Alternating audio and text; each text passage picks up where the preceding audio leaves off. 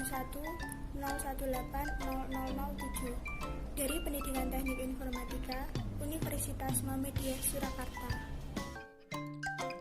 Akibat pandemi COVID-19 ini telah menimbulkan kegagapan dalam proses kegiatan belajar mengajar. Seluruh jenjang pendidikan harus dapat bertransformasi melakukan belajar di rumah melalui media online. Dengan demikian, pendidik harus menggunakan metode yang bisa untuk melakukan kegiatan belajar mengajar secara online. Salah satu metode yang bisa dipakai yaitu menggunakan metode flipped classroom.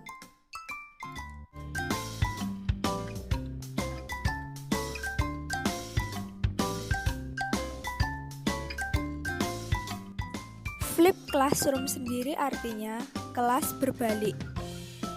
Model pembelajaran flipped classroom adalah pembelajaran yang mengkombinasikan antara pembelajaran di dalam kelas dengan pembelajaran di luar kelas, dengan tujuan untuk memaksimalkan kegiatan pembelajaran.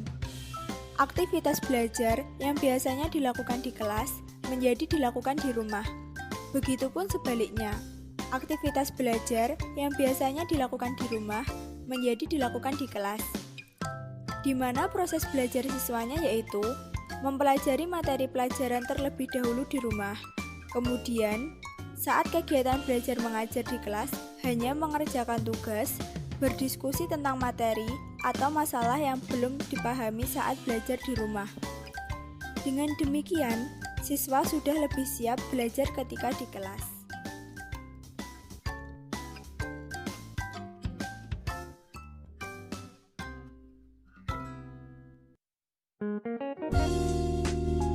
Langkah pertama, yaitu siswa belajar sendiri di rumah dari materi yang telah diberikan guru.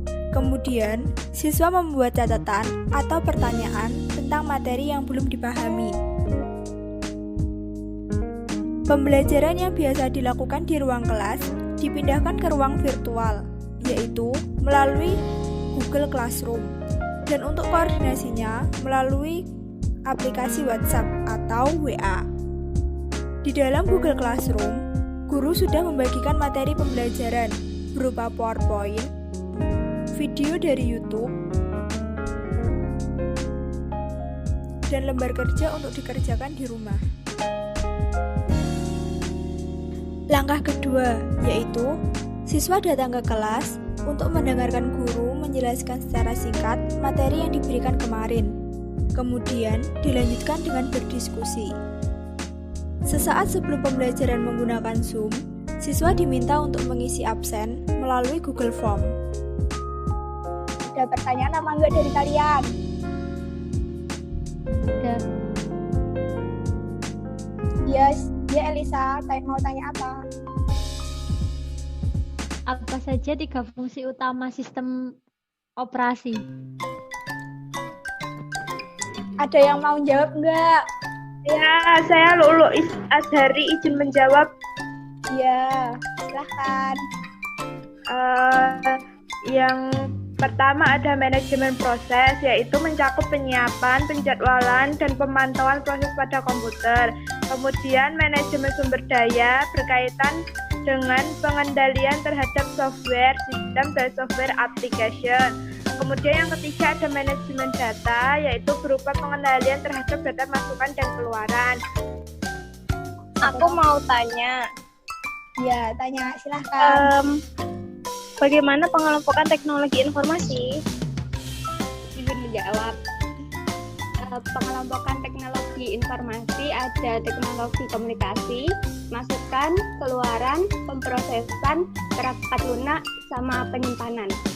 Izin bertanya. Iya, silakan. Apa yang dimaksud dengan Piranti Pireperout dan tolong jelaskan 2 tahap penginstalannya. Terima kasih. Ini dari teman-teman ada yang mau jawab enggak? Di sini beneran nggak ada yang mau jawab, nggak ada yang bisa jawab. Itu toh jawabannya. Piranti periferal yaitu komponen tambahan atau pendukung yang berfungsi untuk mendukung kerja komputer sehingga fungsi kerja komputer menjadi maksimal. Dan tahapan untuk penginstalannya itu ada 2. Itu yang pertama, instalasi secara fisik. meliputi pemasangan piranti periferal dengan baik dan benar. Yang kedua, itu ada instalasi secara software. Itu meliputi pengenalan periferal terhadap sistem operasi dengan menginstal driver yang dibutuhkan. Itu. Untuk langkah ketiga, siswa diminta untuk mempresentasikan hasil belajarnya. Assalamualaikum warahmatullahi wabarakatuh. Di sini saya akan menjelaskan tentang komponen utama sistem teknologi informasi. Yang pertama ada perangkat keras atau hardware. Hardware terdiri dari input device, processing unit atau CPU, output device, dan storage. Yang kedua ada perangkat lunak atau software. Perangkat lunak atau software ini merupakan program komputer yang dibuat dengan skrip-skrip bahasa pemrograman tertentu. Software dibagi menjadi 4. Yang pertama sistem operasi, yang kedua aplikasi, yang ketiga bahasa pemrograman, dan yang terakhir ada bahasa query. Yang ketiga dari komponen utama sistem teknologi informasi ada perangkat otak atau brainware. Brainware merupakan pengguna komputer. Contohnya programmer, sistem analis, dan lain-lain. Dan untuk langkah yang terakhirnya itu mengukur pemahaman siswa yang dilakukan di kelas pada akhir pelajaran. Soal yang pertama, kemampuan yang digunakan dalam pembentukan, penyimpanan, dan penyebaran informasi adalah istilah dari teknologi informasi, sistem informasi, teknik informatika, sistem teknologi.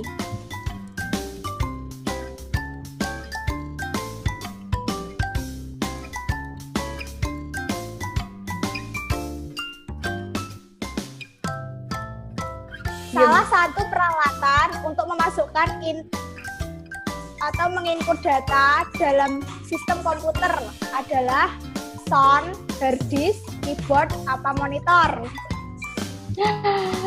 CPU merupakan salah satu perangkat lunak atau software. Pernyataan itu benar apa salah?